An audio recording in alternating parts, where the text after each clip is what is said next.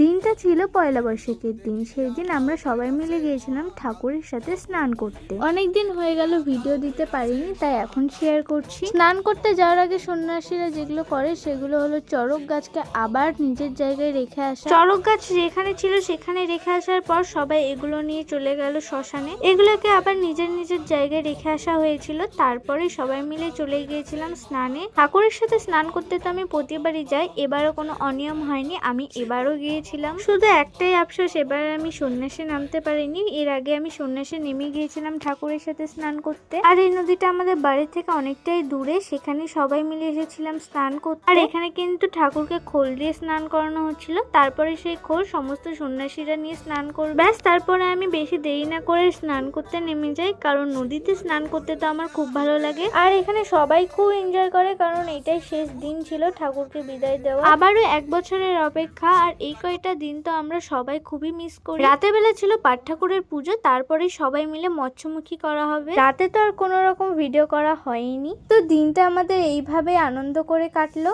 তো বাই।